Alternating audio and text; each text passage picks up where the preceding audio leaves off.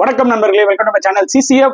Sri Lanka versus Australia first test match at Galle நடந்து முடிஞ்சிருச்சு. இந்த ஒரு பர்டிகுலர் டெஸ்ட் மேட்ச்ல ஆஸ்திரேலியா பை இன்னிங்ஸ் 242 ரன்ஸ் வித்தியாசத்துல வின் பண்ணிட்டாங்க. இது அவங்களோட 9th test win in Sri Lanka plus அவங்களோட 4th ஹையஸ்ட் டெஸ்ட் விக்டரி.